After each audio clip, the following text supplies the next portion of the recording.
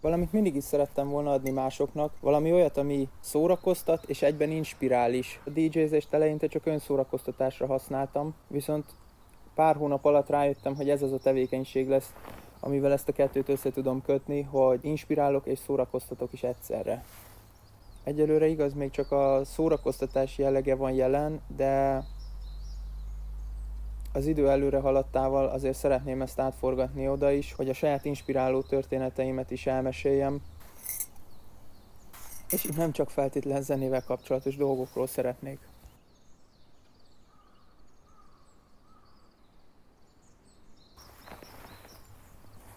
Fogalmam sincs. 16 éven keresztül végig sportoltam, egész végig úgy voltam vele, hogy az lesz az én pályám, az én utam.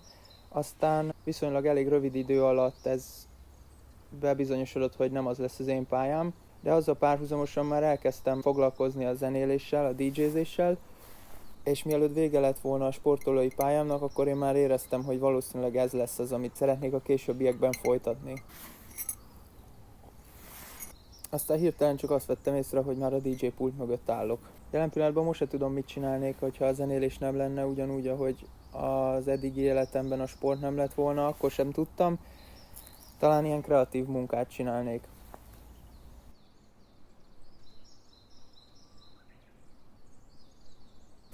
Sok előadó van, akik inspirálnak, főleg a technikásak, azokat szoktam inkább mostanában követni, akik próbálnak valami újat mutatni mindig, nem azt a hétköznapit, amit mindenki csinál, és próbálok ezektől az emberektől tanulni. Legnagyobb hatással rám James Hype volt mindenképpen, maga a csávónak az életútja, az, hogy honnan indult, és hova jutott már most el, az, hogy az elején senki nem hitt benne, és most meg körbe turnéz az egész világot, és ahogy bemutatja ezt az egészet, hogy minden csak azon múlik, hogy mennyire alázatos és mennyire teszi be a kemény munkát. Viszont a kérdésre visszatérve mostanában azok a DJ-k inspirálnak, akik ezeket a technikás keveréseket csinálják. Az elmúlt időben relatív sok ázsiai DJ-t találtam ilyen témában, akik egyáltalán nem felkapottak, viszont úgy bánnak a DJ eszközeikkel, mint hogyha valaki megkenne egy kenyeret. De szerénység és alázatosság szempontjából mindenképpen ki tudnék emelni egy embert, az Martin Garrix. Ahogyan lenyomja a szetteit, és rengeteg olyan videó kering az interneten, hogy utána bemegy a helyi klubba, és akkor még ott is szórakoztat meg segít másokon, és látni rajta azt az örömet, azt az elhivatottságot, hogy ő mennyire szereti ezt csinálni, ez valami elképesztő. Dance.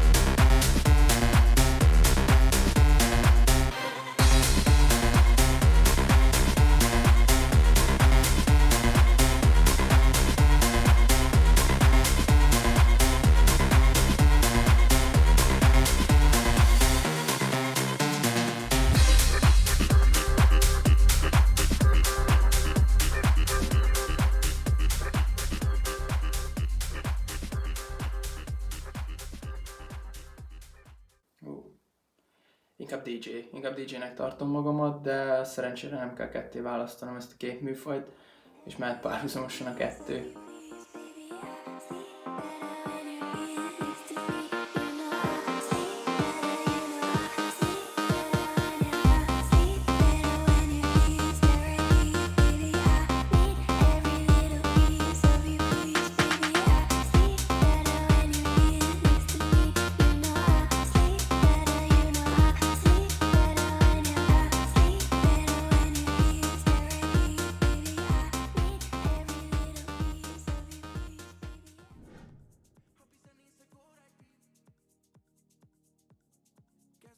Főműfajom a Tech House, de viszonylag színes a zenei palettám.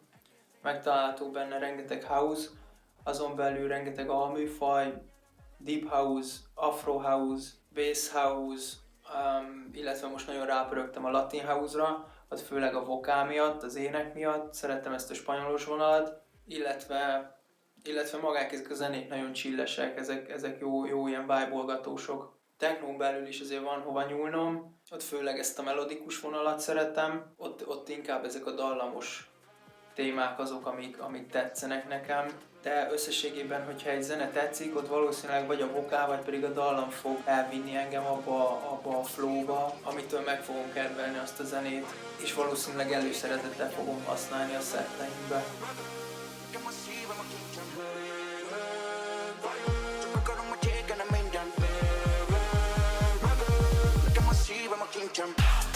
Choco mami no vai, te que te numeram 5 stars, gimme gymnastics tonight, I, I'ma love you mami, be mine, mondar hol a didi, habibi, right, amfetamine nézzük a vero, I,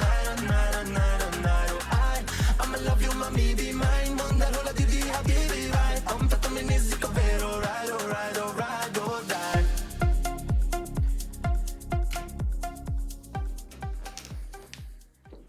Na talán ez az a projekt, amin még azért nagyon sok minden van, amit kell csiszolni, de ezt egy nagyon kedves barátom mondta, hogy csináljam meg remixbe.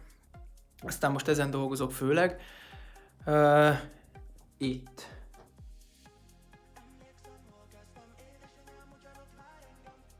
Így néz ki ez a stúdiós rész. Itt szoktam tölteni az időm nagy részét, ebben a székben.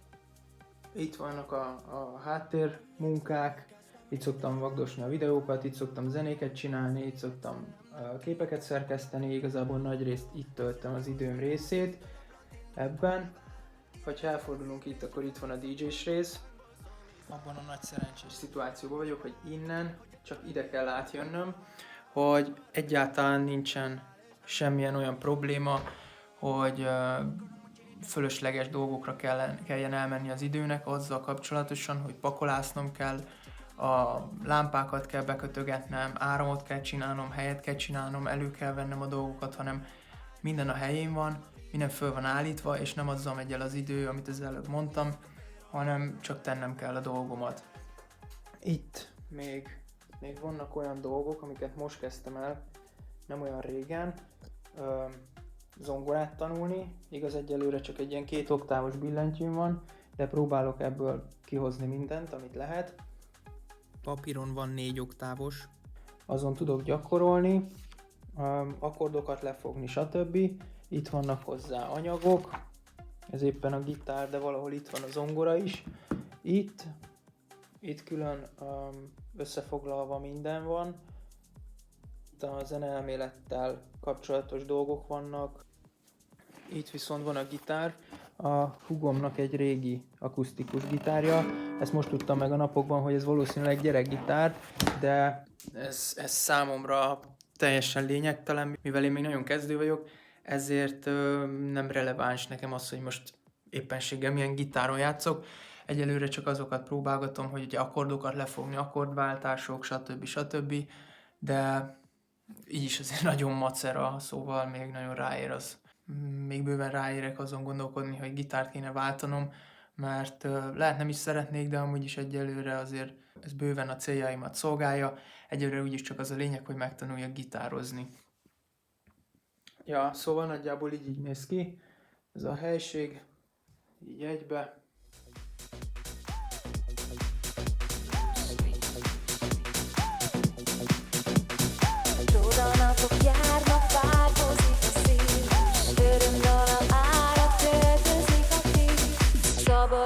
folyó, megölel a fény, olvad a gond a szívemről, minden az enyém.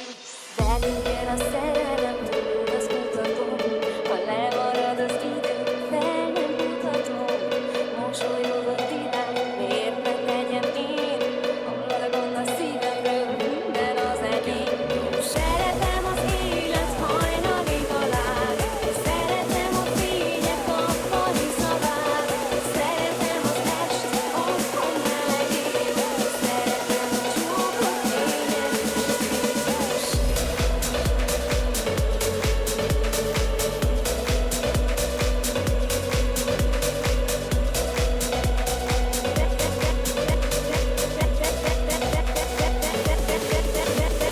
Szeretem az élet hajnalig a lág, szeretem a fények nappali szavát, szeretem az est, otthon melegét, szeretem a csókot kényet